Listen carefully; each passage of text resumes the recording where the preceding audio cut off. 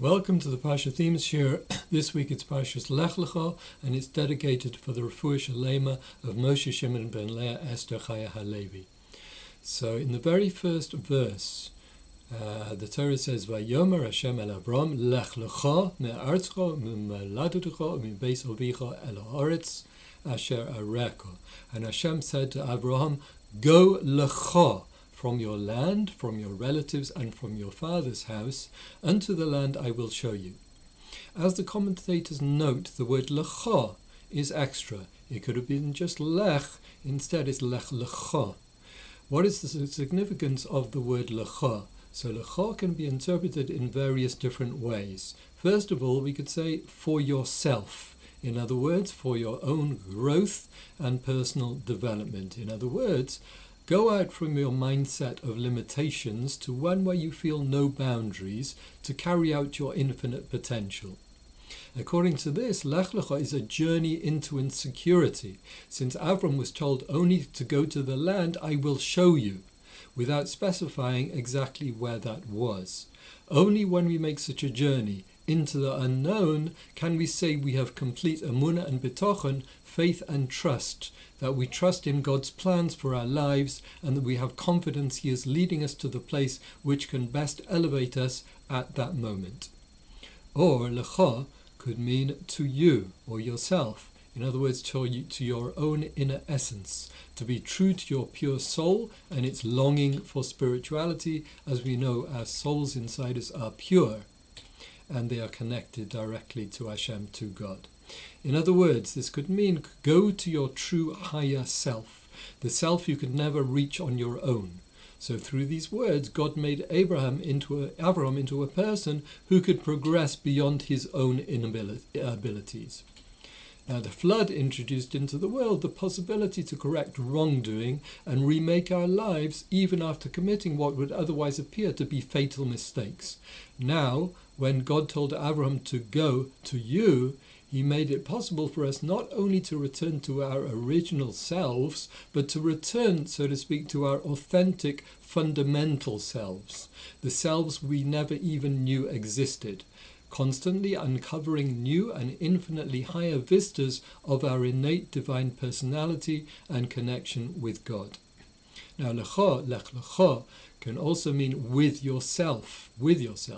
In other words, with your understanding, your beliefs, your way of life and your faith, to bring them and your energy with you wherever you go. Or lech lecha can mean by yourself. In other words, be prepared to take an often lonely journey. Avram was termed the Ivri, from the other side, says the Midrash. Why? Because he was directly opposed to the culture and theology of his day. The Midrash explains that the whole world stood on one side and Avram was on the other. He bravely, courageously and fearlessly faced down the dictator of the day, Nimrod, who, because of his unique and contrary beliefs, threw him into a fiery furnace from which Avraham emerged miraculously after 3 days, completely unscathed. According to many, this was one of his 10 tests from Hashem. Now, we can merge some of these interpretations and sum up Lech Lecha. In other words, leave behind you all that makes human beings predictable and free, delimited. Leave behind the social forces, the familial pressures, the circumstances of your birth. Avram's children were summoned to be the people that defied the laws of nature because they refused to define themselves as the products of nature. That is not to say that economic or biological or physical or psychological forces have no part to play in human behavior. They do. But with sufficient imagination, determination, discipline and courage, we can rise above them. Avram did. So at most times did his children, and we can do the same. To be a child of Avram is to have the courage to be different, to challenge the idols of the age, whatever the idols and whichever the age. In an era of polytheism, it meant seeing the universe as the product of a single creative will, and therefore not meaningless but coherent and meaningful. In an era of slavery, it meant refusing to accept the status quo in the name of God, but instead challenging it in the name of God. When power was worshipped, it meant constructing a society that cared for the powerless, the widow, the orphan and stranger. During centuries in which the mass of humankind was sunk in ignorance, it meant honouring education as the key to human dignity and creating schools to provide universal literacy. When war was the test of mankind, it meant striving for peace. The Jewish view of the world is becoming increasingly less popular. We see things much differently than the rest of the world does, and it is thus becoming more difficult to adhere to our beliefs and our convictions.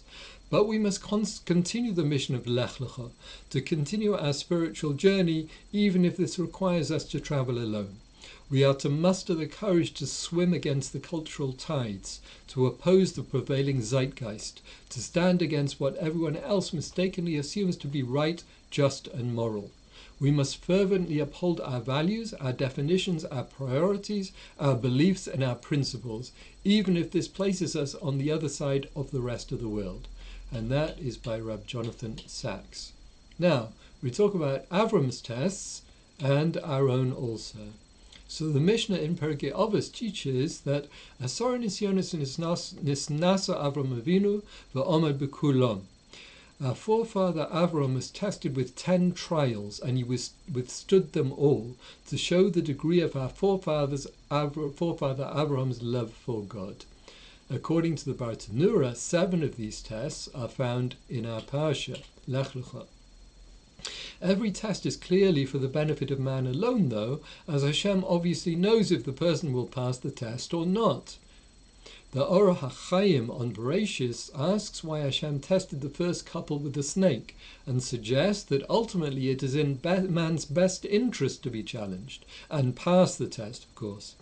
Moreover, the reward received is commensurate with the energies expended in passing the test, as we are taught in Perkei Avos, in the Ethics of the Fathers, Lefum Tzara Agra, meaning commensurate with the pain or difficulty and struggle is the gain and personal reward.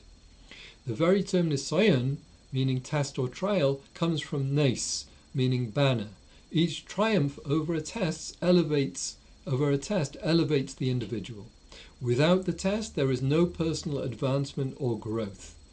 Avram was not born Avram Avinu, our father. Rather, he developed and matured his relationship with Hashem by successfully overcoming his natural instincts and living a life dedicated to higher ideals. Rashi explains the significance of adding the letter Hey to Avram's name when God changed Avram's name from Avram to Avraham.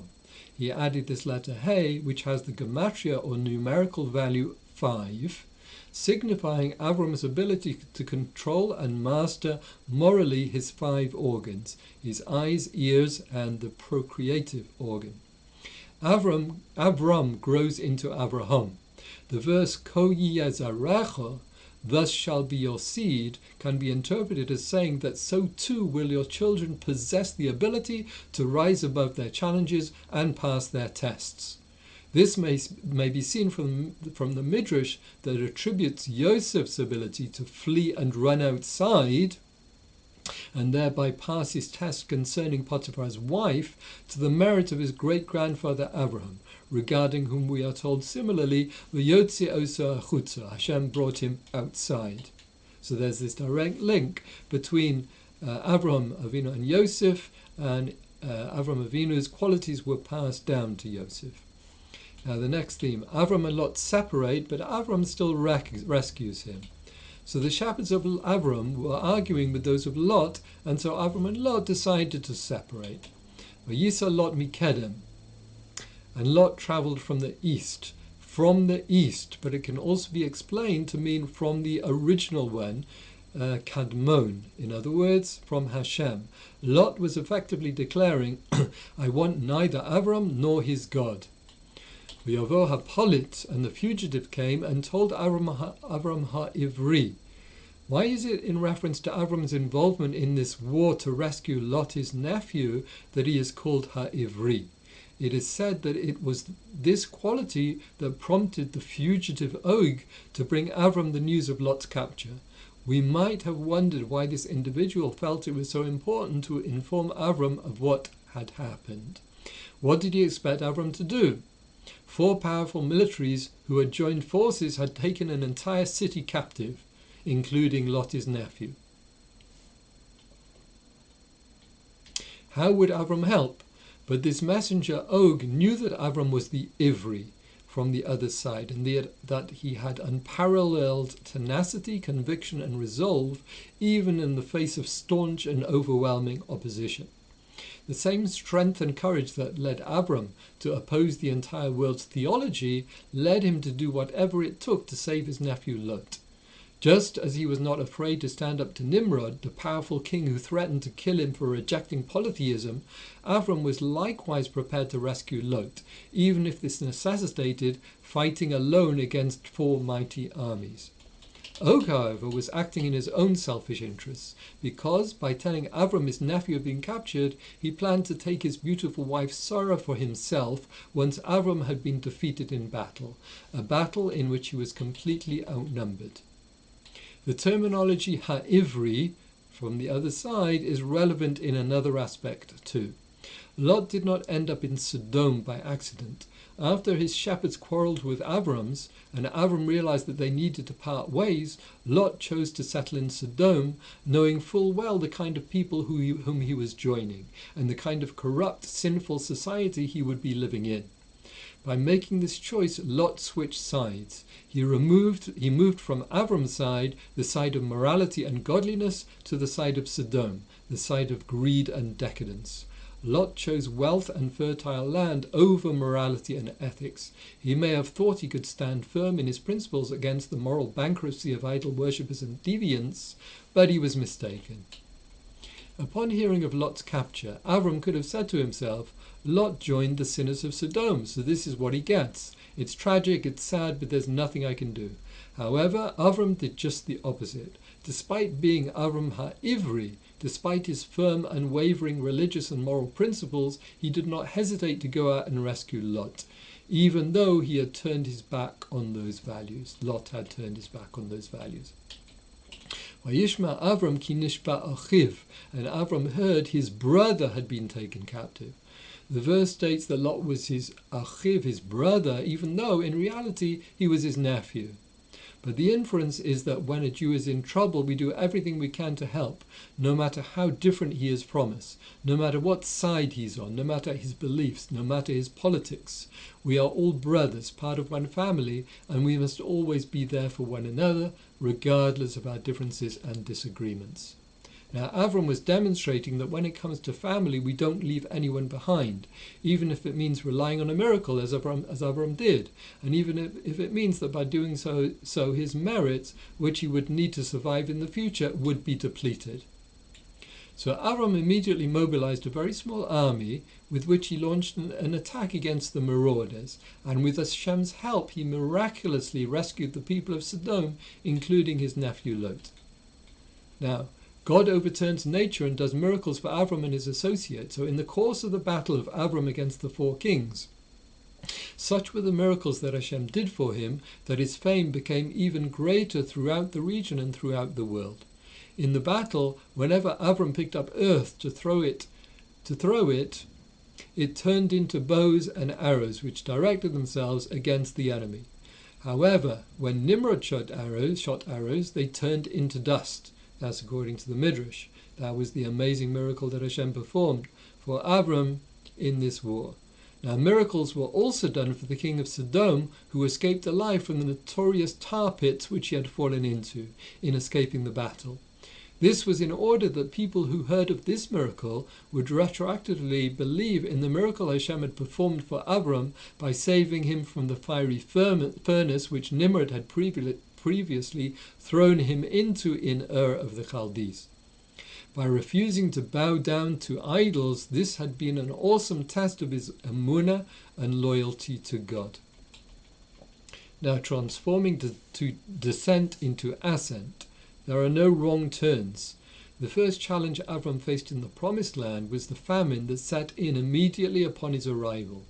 The verse states, "Vayehi kavo Avram Mitzrayma," but it was with Avram's coming to Egypt.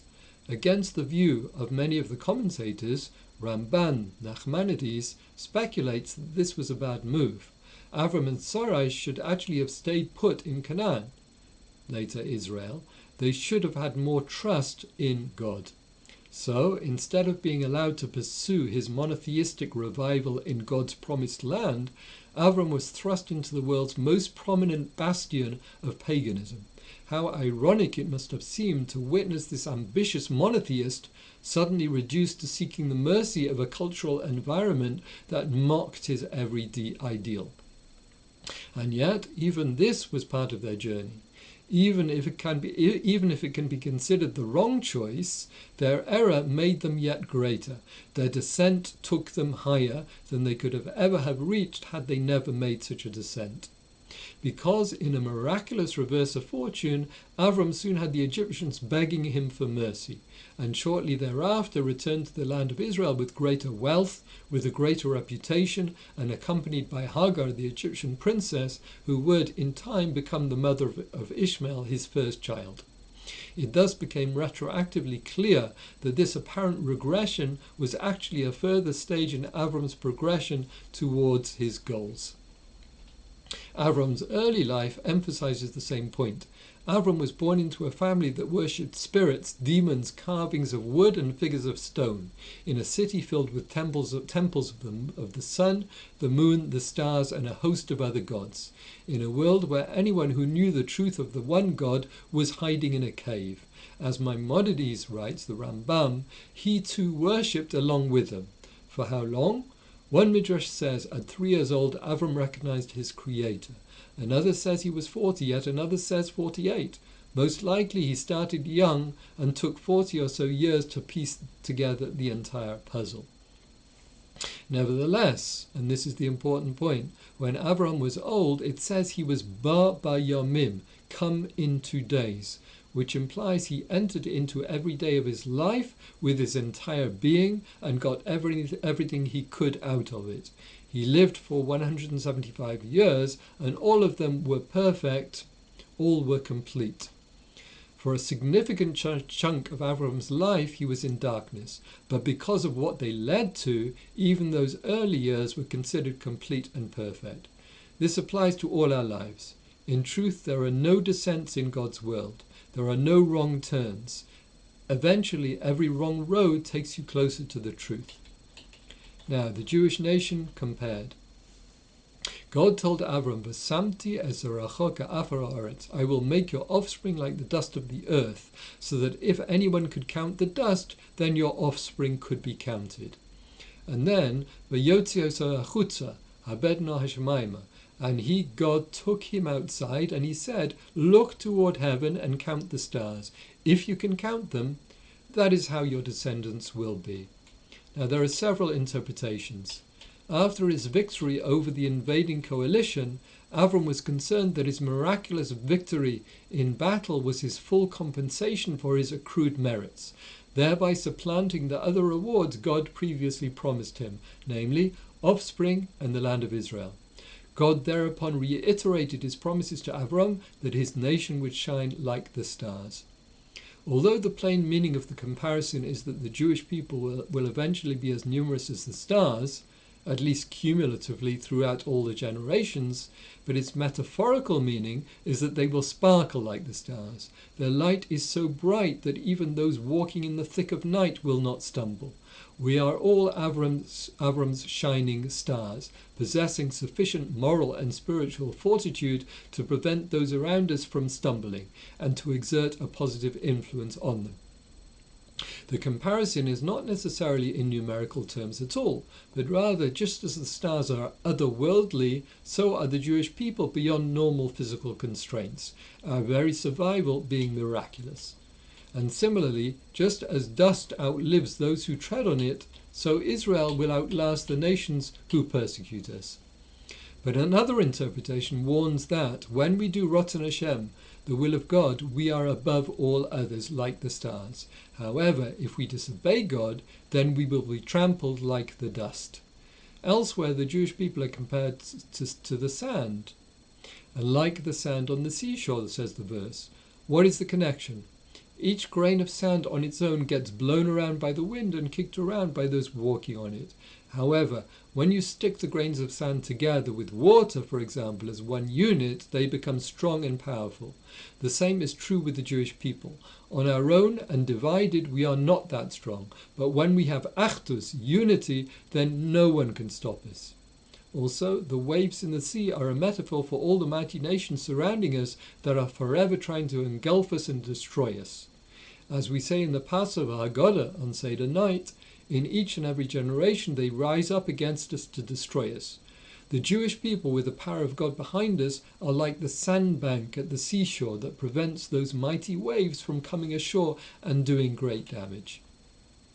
And just as the sand at the beach is everywhere and gets into everything, the Jewish people are the same. We are everywhere and we get into everything. We are not in the headlines nearly every day by sheer chance.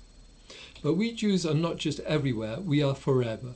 We are known as the eternal nation. As God promises Avram later in the Parsha, and I will establish my covenant between me and you and your descendants after you throughout their generations, an eternal covenant to be your God and the God of your descendants after you. Which means that we, the Jewish people, no matter how forlorn the prospect, will always be around for eternity. So take that, you anti-Semites. Now, talking about Bris Milah, circumcising negativity. Be'etzem hayom hazeh nimol Avraham. On that day, Avram was circumcised, says the Pasuk. So spiritually, circumcision is the removal of the foreskin of the heart, the layer of apathy and haughtiness that obstructs our true connection with God. In order to spiritually circumcise ourselves, we must wean ourselves of our attachment to self-indulgence.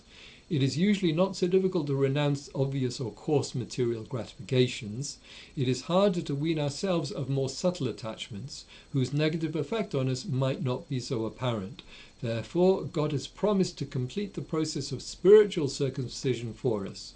This latter aspect will occur in its fullest sense only in the Messianic era. Now, circumcision is the only commandment that is sealed in our physical flesh. Through it, every Jew is connected physically and irrevocably to God, and thus we are given the power to transcend our base material and physical drives in order to manifest our true godly natures. Now, finally, the miraculous nature of the Jewish people.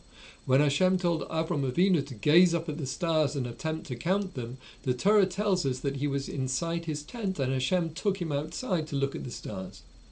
Rashi, in his commentary on the Torah, quotes from the Midrash that the idea behind taking him outside was to demonstrate that the Jewish people are not part of the natural order of the world. The Torah tells us that Sarai Imenu, Sarah our mother, was barren and infertile, and the Gemara tells us that our Avram Avinu was also infertile at the beginning. According to the rules of nature, they should not have been able to have children at all. However, God changed Avram's name to Avraham and Sarai's to Sarah, such that now a new spiritual as well as physical reality also applied to them both. Similarly, according to the rules of nature, the entire Jewish people should not have existed. The entire history of the Jewish people is lemala min hateva, meaning above the natural order. This is what the Gemara means by the statement Ein mazal li Yisrael. Fortune does not apply to the Jewish people. It does not mean that Jewish people have no luck. Rather, it means that our history is not subject to the influence of the stars and the constellations, and it does not follow the normal rules and regulations of history. Hashem told Avram Avinu to go out of his house, representing the idea that the Jewish people don't really blend in with the rest of nature at all. And that is the end of the shir on Parsha Lech Lecha. Next week we will be tackling, God willing, Parsha Vayera. Hope to see you then. Thank you for watching. Kol Tuv, all the best.